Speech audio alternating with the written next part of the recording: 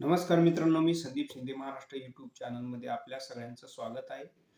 आणि बांगलादेश सारखा भारताचा जो पूर्वी मित्र होता, त्या बांगलादेशमध्ये प्रचंड हिंसक वातावरण गेल्या 8-15 दिवसात झाले आणि मागच्या 6 महिन्यात जे काही तिथली राजकीय उलथापालथ झालेली आहे, त्याच्यामुळं तिथं राजकीय अस्थिरता एक निर्माण झालेली आहे आणि त्याच्यामुळं तिथले जे अल्पसंख्याक आहेत, म्हणजे हिंदू असतील, पारसी, ख्रिश्चन या लोकांना तिथल्या ज्या स्थानिक जो धर्म आहे म्हणजे मुस्लिम, त्या मुस्लिम कट्टरतावाद्यांच्या कट्टरतेला सामोरं जावं लागत आहे आणि त्याच्यामुळे गेल्या 6 महिन्यात बांगलादेशमध्ये जवळ-जवळ 27 ते 28 हिंदूंची कत्तल झालेली आहे, लिंचिंग झालेली आहे किंवा हत्या झालेली आहे आणि 2000 पेक्षा जास्त घटना ह्या म्हणजे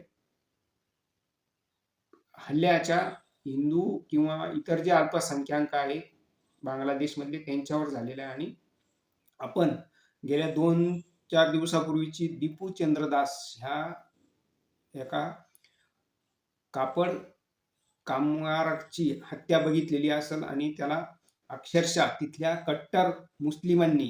कट्टरतावादी मुस्लिमांनी अक्षरशः जाळून मारलेलं आहे आणि त्याचा शेवटचा हा फोटो तुम्ही बघा. तो पोलिसाला विनंती करतोय का सर मला वाचवा, मला तुमच्याबरोबर घेऊन जा. परंतु तिथल्या कट्टरतावाद्यांनी, मुस्लिम कट्टरतावाद्यांनी म्हणजे भारतातले जे तथाकथित हिंदुत्ववादी कट्टरतावादी आहेत, त्यांचे जे भाऊबंद आहे बांगलादेशमधले, म्हणजे जसे भारतात मॉब लिंचिंग करून मारलं जातं मुस्लिमांना, तसंच बांगलादेशमध्ये लिंचिंग करून ज्या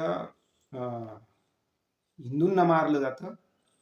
तर हा तुम्ही शेवटचा ह्या दीपू चंद्रदासचा फोटो बघा, जो पोलिसाला विनंती करतोय. त्याच्या चेहऱ्यावरच्या भावना बघा, किती करुणा आणि किती म्हणजे त्याच्या चेहऱ्यावर हे दिसतंय, की तो प्रचंड तणावाखाली आहे आणि मृत्यू त्याच्या चेहऱ्यावर दिसतोय.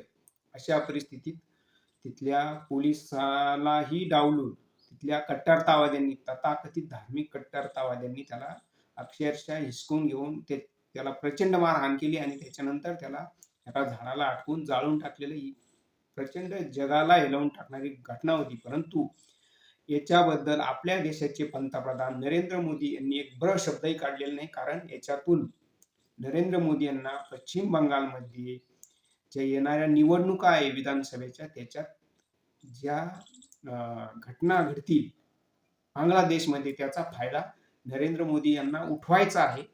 आणि त्याच्यासाठी तिथं ज्या काही हत्या आता होत आहे त्याच्याबद्दल एक देश म्हणून, एक पंतप्रधान म्हणून स्वतःला तथाकथित विश्वगुरू समजणारे नरेंद्र मोदी एक शब्द काढायला तयार नाहीये किंवा बांगलादेशवर कुठल्याही प्रकारचा दबाव ते न आणता फक्त पश्चिम बंगालच्या निवडणुकीची वाट बघत आहे असं मला वाटतं. कारण कुठल्याही माणसाला तिथल्या घटनेबद्दल हळहळ म्हणजे तो व्यक्तच करील, परंतु नरेंद्र मोदी मात्र शब्द काढायला तयार नाही. आणि या सगळ्या घटनांचा, या सगळ्या गोष्टीचा ते पश्चिम बंगालमध्ये मात्र निवडणुकीत नक्की उल्लेख करणारे. तुम्ही हे हा रेकॉर्ड व्हिडिओ आहे आणि हे तुम्हाला येणाऱ्या विधानसभा निवडणुकीत म्हणजे पश्चिम बंगालमधल्या लक्षात येईल. पंतप्रधान म्हणून वास्तविक त्यांनी बांगलादेशवर दबाव आणणं गरजेचं आहे. तिथल्या ज्या अल्पसंख्याकांच्या हत्या होत आहे किंवा त्यांना जो त्रास होत आहे, त्यांच्यावर जे हल्ले होत आहेत, ते थांबवणं नरेंद्र मोदी यांची जबाबदारी. युक्रेन सारख्या देशाचं म्हणजे खोटारडं का होईना त्यांनी युद्ध थांबवलं होतं, असं ते जाहिरात त्यांनी गेल्या लोकसभेत केली होती, वार रुखवादी पापा. तसं तुम्ही युक्रेनचं युद्ध थांबवू शकता युरोपमधल्या, परंतु तुमच्या शेजारी बांगलादेशमध्ये अल्पसंख्याकांचे म्हणजे हिंदू, ख्रिश्चन यांच्या हत्या होत असताना तुम्ही काहीच करत नाहीये. ही एकदम शरमेची आणि निर्लज्जपणाची गोष्ट आहे. आता ते का बोलत नाही, तर त्यांना येणाऱ्या पश्चिम बंगाल निवडणुकीत या गोष्टीचा फायदा घ्यायचा आहे, म्हणून ते आता बोलत नाही. आणि पश्चिम बंगालमध्ये निवडणुका लागल्यानंतर मात्र ते घसा कोरडा पडेपर्यंत ओरडणार आहे, की बांगलादेशमध्ये कट्टरतावाद्यांनी असं केलं, तसं केलं, हिंदूंची हत्या केली, ख्रिश्चनांची हत्या केली, अल्पसंख्याकांची हत्या केली. याच्या नावाखाली ते बोंबा मारणार आहेत. परंतु आता एक देश म्हणून ते कुठलंही करायला तयार नाहीये. काहीही एक शब्दाचा निषेध सुद्धा त्यांनी आपल्या तोंडातून व्यक्त केलेला नाही. हिंदूंची हत्या होणं हे त्यांच्यासाठी फायद्याचं असणार आहे भाजपसाठी. कारण जितक्या हत्या होतील बांगलादेशमध्ये तितका त्याचा त्यांना निवडणुकीत म्हणजे प्रोपगंडा करून आणि त्याचा राजकारण करण्यासाठी ते येणाऱ्या काळात वापर करणार आहे एवढं नक्की. आणि आपल्या भारतात पण काही तथाकथित कट्टर म्हणजे तथाकथित हिंदुत्ववादी जे मोर्चे काढीत आहेत दीपू चंद्र दासच्या मृत्यूबद्दल किंवा अन्य जे काही हत्या होत आहे बांगलादेशमध्ये किंवा झालेल्या आहेत त्याच्याबद्दल मोर्चे काढीत आहेत. परंतु तेच लोक इथं मात्र मुस्लिमांवर मॉब लिंचिंग करतात, हल्ले करतात आणि त्यांची हत्या करतात. म्हणजे जे लोक भारतात अल्पसंख्याक आहे ते बांगलादेशमध्ये बहुसंख्याक आहे.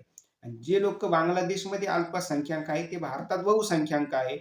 परंतु हे दोन्ही देशातली जे तथाकथित धार्मिक कट्टरतावादी लोक आहेत त्यांना आपल्या देशात अल्पसंख्याकांना अधिकार द्यायचे नाही, परंतु दुसऱ्यांच्या देशात मात्र अल्पसंख्याकांचं संरक्षण झालं पाहिजे अशी त्यांची भावना आहे. म्हणजे इथल्या हिंदूंना म्हणजे कट्टर हिंदूंना असं वाटतंय तथाकथित की बांगलादेशमध्ये हिंदू जे अल्पसंख्याक आहे त्यांच्या हक्काचं संरक्षण झालं पाहिजे, परंतु इथल्या मुस्लिमांच्या हक्काचं संरक्षण जे भारतात अल्पसंख्याक आहे त्यांच्याबद्दल मात्र ते बोलायला तयार नाहीये.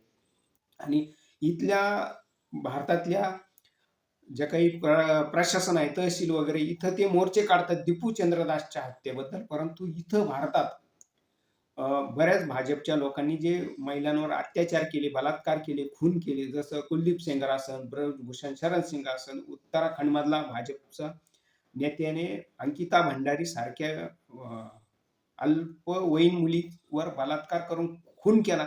त्याच्याबद्दल मात्र हे कट्टरवादी तथाकथित कट्टरवादी लोक बोलायला तयार नाही. मात्र बांगलादेशमधल्या टिपू चंद्रदासबद्दल ते गळे काढीत आहे.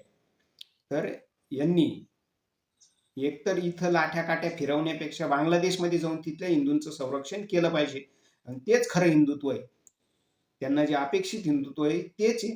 त्यांनी फक्त तिथं जाऊन तिथल्या हिंदूंचं संरक्षण करणं अपेक्षित आहे. परंतु इथं फक्त गळे काढणे आणि त्याच्या नावानं राजकारण करण्याशिवाय त्यांना दुसरं काही सुचत नाही.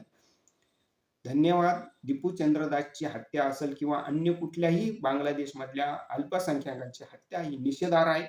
त्याच्याबद्दल भारत सरकारने बोललं पाहिजे. नरेंद्र मोदी यांनी बांगलादेश सरकारकडे याचा जाब विचारला पाहिजे, याच्याबद्दल विरोध दर्शवला पाहिजे. परंतु नरेंद्र मोदी आता मुग्ग गिळून गप्प बसलेले आहेत. त्यांच्या तोंडात दही गेलेलं आहे. ते काहीही बोलायला तयार नाही. बांगलादेशमधल्या हिंदूंचं, ख्रिश्चनांचं हत्या होत असताना आणि येणाऱ्या काळात 2026 मध्ये ज्या निवडणुका पश्चिम बंगालमध्ये होणार आहे तिथं मात्र ती या गोष्टीचं राजकारण करणार आहे. एक पंतप्रधान म्हणून, एक देश म्हणून त्यांनी ह्या गोष्टीचा निषेध केला पाहिजे. बांगलादेशवर दबाव आणणं गरजेचं आहे. तसं न करता गप्प बसणं चुकीचं आहे, निषेधार्ह आहे. धन्यवाद मित्रांनो. चॅनलला लाईक करा, शेअर करा आणि हा व्हिडिओ सर्वांपर्यंत पोहोचू द्या.